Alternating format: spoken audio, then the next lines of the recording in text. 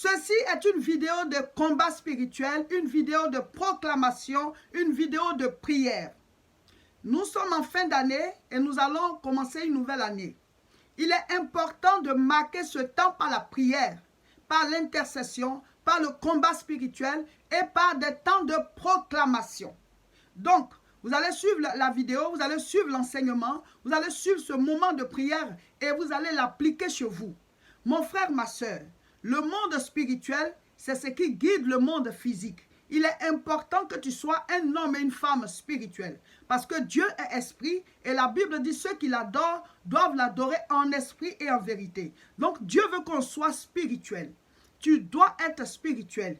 Tu dois être un homme, une femme de prière. Un homme, une femme qui tient compte de la vie de Dieu, qui tient compte de la parole de Dieu, qui tient compte des réalités spirituelles. Amen.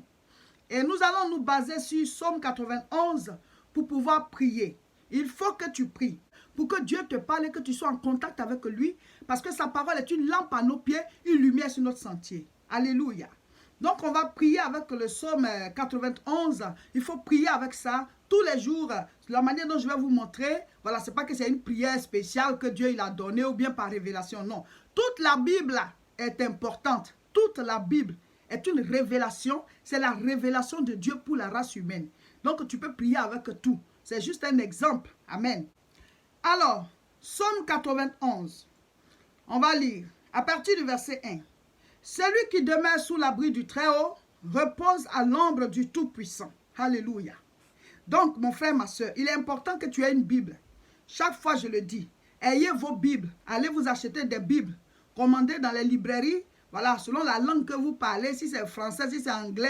En tout cas, commandez des Bibles. Et puis là où l'écriture est un peu grosse, que vous pouvez bien voir. Il y en a qui disent, non, l'écriture de ma Bible est tellement petite que j'ai la paresse. Mais il faut enlever toute barrière devant toi pour pouvoir lire la parole de Dieu. On s'achète des appareils chers, on s'achète des habits et tout ça. Mais la vie même, là, on ne veut pas aller acheter ça. On attend que les gens nous offrent nos Bibles. Allez acheter vos Bibles. Donc, quand on dit comme ça, vous lisez. Il y en a qui cherchent dans leur portable. Mais quand tu es en train de chercher dans ton portable, tu es distrait. Parce qu'il y a beaucoup de choses dans le portable. Il faut que tu aies ta Bible à toi. C'est très important. Amen. Donc, prenez vos Bibles, portez-les en main comme ça et priez avec ce que je suis en train de vous donner comme prière ici. Alors, Psaume 91, à partir du verset 1. Celui qui demeure sous l'abri du Très-Haut repose à l'ombre du Tout-Puissant. Mon frère, ma soeur, quand tu lis comme ça, cette phrase, ce verset-là, tu vas dire, oh Seigneur, permets-moi de demeurer sous ton abri. Permets-moi, Seigneur, de demeurer sous ton abri afin de reposer à ton ombre. Seigneur, que tout ce qui m'égare de toi, loin de ta présence, que tout ce qui m'égare loin de ta présence, soit brisé au nom de Jésus. Seigneur, permets-moi d'être un chrétien, un enfant de Dieu, vraiment affermi, qui aime ta présence et qui demeure sous l'abri du Très-Haut, qui reste dans ta présence. Je ne vais pas m'éloigner par mes paroles, je ne vais pas m'éloigner par mes actes, par mes pensées. Je veux rester sous ton abri afin de bénéficier de ton ombre, de ta protection, de ta grâce. Seigneur, de même, je prie pour ma maison, je prie pour ma famille, que chacun de nous, ceux qui ne te connaissent pas, puissent te recevoir, Seigneur. Oh, qu'ils puissent te recevoir dans leur vie. Et tu pries aussi pour toute personne dans ta maison qui ne connaît pas Jésus. Je vous ai dit que ce temps de jeûne et prière que nous allons commencer bientôt, ce sera beaucoup un temps d'intercession pour les autres. Parce que la Bible dit, celui qui est arrosé sera arrosé. Amen. Donc je suis en train de vous conduire comme ça dans la prière. Vous pouvez dire en tout cas tout ce que vous sentez comme parole. Dieu, c'est notre Père. Il y a des gens qui croient qu'ils doivent choisir les mots qu'ils doivent dire à Dieu. Mais avant que le mot ne sorte là, lui, Dieu, il a déjà vu. Il voit même au fond de toi. Mais il veut que tu fasses sortir parce que c'est une loi. C'est une loi. On dit demande et tu recevras. Matthieu 7, verset 7. Et comme c'est lui qui a créé la parole, qui a créé la loi, il veut qu'on rentre dans cette loi-là. Sinon, avant que tu ne sortes la parole, il sait déjà ce que tu vas dire. Mais il faut que tu appliques cette loi-là pour que tu puisses recevoir. C'est pour ça qu'il nous demande de prier. Donc, il ne faut pas chercher les mots. Il faut que ce soit joli. Il faut que ce soit bien dit. Comme si c'était un poème. Tu perds ton temps. Parle à Dieu comme tu me parles. Parle à Dieu comme tu parles à ton ami. C'est ton père, c'est ton papa. Amen. Donc parle-lui, ouvre ton cœur. Seigneur, aide-moi à demeurer sous ton abri. Aide-moi à m'éloigner de tel ou tel péché. Il y a des gens qui aujourd'hui sont chrétiens, demain ils ne sont plus chrétiens, ils sont chrétiens, après ils ne sont plus chrétiens. Ils tombent, ils se relèvent, ils tombent, ils se relèvent. Et quand il est demain, il dit que la Bible dit 7 fois les justes tombent, il se relèvera. Mais donc ce verset-là, ça a été créé pour toi. C'est pour toi, ça a été créé. C'est toujours toi, si tu vas tomber, te relever. À quel moment tu vas bâtir? Ce sont les enfants qui tombent et qui se relèvent. Mais quand on est grand, on est adulte, on tient sur ses pieds. Un adulte qui ne fait que tomber, mais finalement, il savait qu'il est malade. Il y a une maladie quelque part. Et donc, normalement, si tu es affermi, tu ne dois plus tomber. Donc, dis à Dieu, je veux m'affermir dans ta présence. Je veux être un homme, une femme affermie. Un chrétien assis dans la foi. Pour ne plus tout le temps tomber, mais rester debout et bâtir. C'est ceux qui tiennent debout, c'est avec eux que Dieu peut agir. Parce que Jésus-Christ lui-même, il a dit, tu es pierre, sur toi je bâtirai. Tant que tu ne deviens pas ferme, Dieu ne peut pas bâtir avec toi.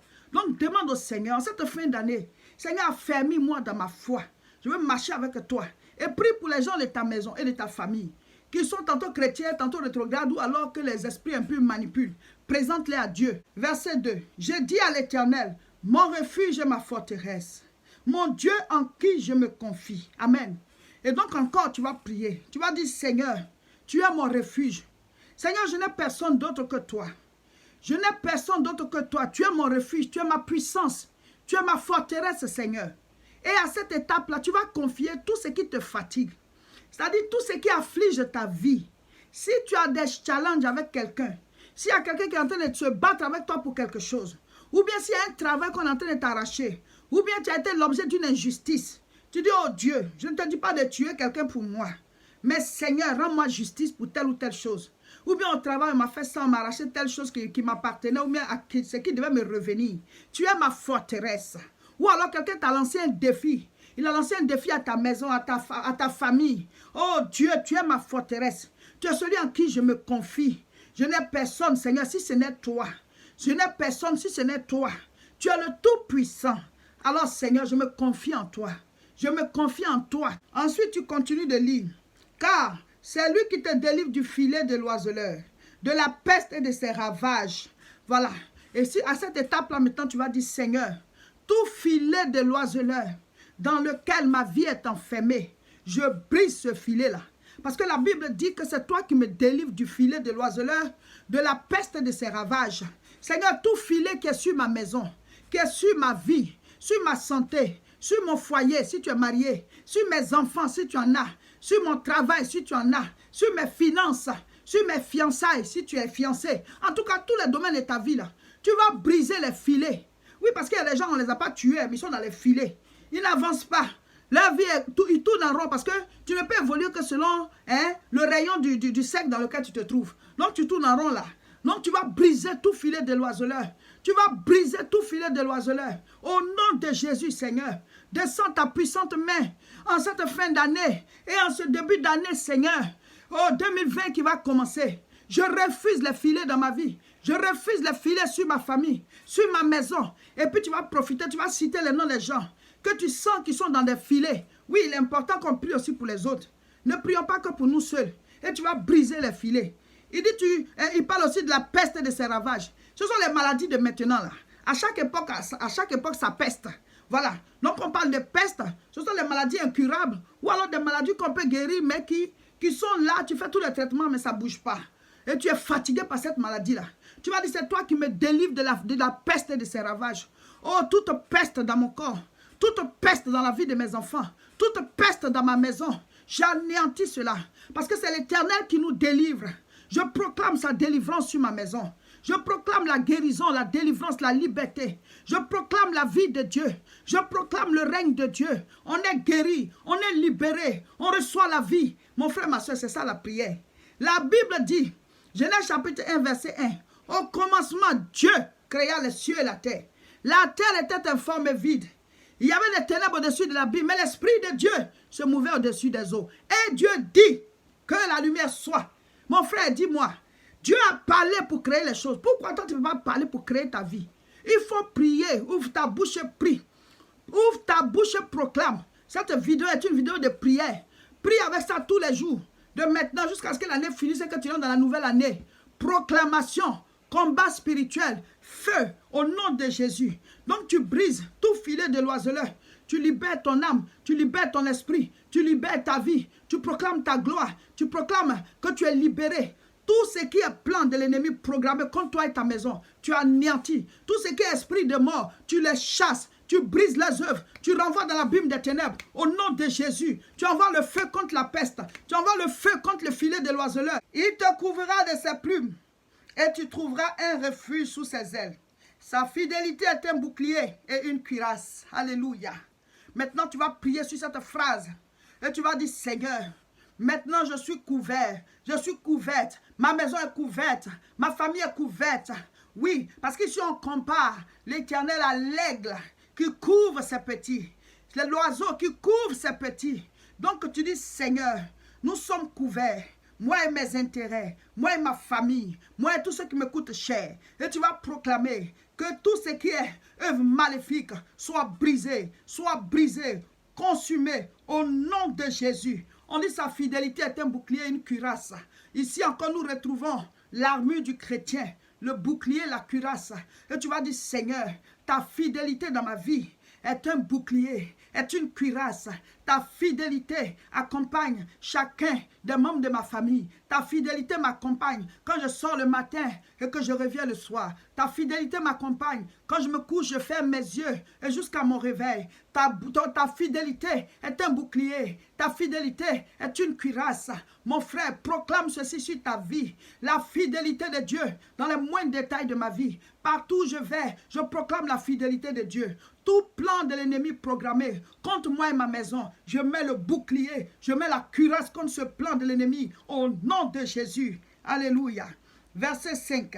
Tu ne craindras ni les terreurs de la nuit, ni la flèche qui vole de jour. Maintenant tu vas combattre toute terreur de la nuit qui s'élèvera contre ma maison. Je taille en pièces. Toute flèche qui vole en plein jour, je taille en pièces. Toute maladie qui se promène, je couvre ma maison, je couvre ma vie, je couvre ma famille. Au nom de Jésus, toute flèche d'accident, de mort prématurée, de maladie, d'incident, oh oui, d'échec, de malédiction, je brise cela. Au nom de Jésus, je couvre ma maison. Et maintenant, tu vas prendre les problèmes de ta famille. Tu vas les prendre un à un. Et tu vas prier contre ça. Tu vas prier contre ça. Il y a tel enfant qui a tel problème. Il y a tel frère qui a tel problème. Il y a telle soeur qui a tel problème. Il y a tel mari ou bien telle femme qui a tel problème. L'époux de ton frère, de ta soeur, l'épouse de ton frère. Prends, prie. C'est comme ça. C'est nous les chrétiens qui sommes la lumière du monde. La lumière de nos familles. Donc tu prends un à un, tu pries. Tu pries, tu pries, c'est cela. Et ensuite, verset 6. Ni la peste qui marche dans les ténèbres, ni la contagion qui frappe en plein midi. Au nom de Jésus, tu vas commencer à prier contre la contagion. Tu vas prier contre les œuvres sataniques. Tu vas prier contre les œuvres diaboliques. Tu vas envoyer le feu. Tu vas briser le règne de Satan. Tu vas consumer ses œuvres. Tu vas envoyer le feu contre lui. Au nom de Jésus. Au nom de Jésus. Je taille en pièces tes œuvres. Je brise ton règne. Je foudroie ton règne. Je consume. Au nom de Jésus. Au nom de Jésus. Je proclame la victoire. Je proclame la victoire. Au nom de Jésus. Alléluia. Contre toute contagion. Contre toute peste. Je brise. C'est ça le combat spirituel. Et tu proclames maintenant qu'il y ait la vie, qu'il y ait la gloire, qu'il y ait la prospérité, qu'il y ait la bénédiction, qu'il y ait la santé, qu'il y ait le mariage, qu'il y ait la richesse, qu'il y ait des diplômes, qu'il y ait des enfants qui réussissent, qu'il y ait l'enfantement. Proclame, on brise, on anéantit et puis on replante. On anéantit et on replante. C'est ça la proclamation. Crée par ta vie. Tout ce que tu veux là, dis-le, proclame. Ne vous taisez pas. La vie, c'est une guerre.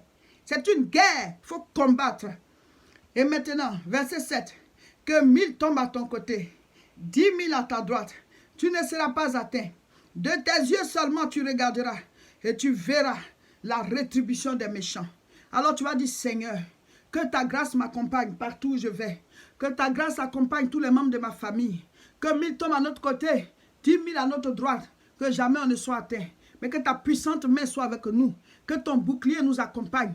Que ta main puissante nous protège. Au nom de Jésus, nous te confions la fin de l'année. Et nous te confions la nouvelle année qui va commencer. Que ta grâce surabonde, Dieu de la vie. Manifeste ton règne. Manifeste ton pouvoir. Manifeste ta gloire. Manifeste-toi, Seigneur. Au nom de Jésus. Et car c'est à toi qu'appartiennent au siècle des siècles l'honneur, la puissance et la gloire. Amen. Amen. Alléluia. Acclame le Seigneur. Acclame le Seigneur. Recevez cette vidéo et priez avec mes frères, mes soeurs. Priez avec. Vidéo de combat spirituel, vidéo de prière, vidéo de proclamation en cette fin d'année et pour le début de l'année. C'est très important.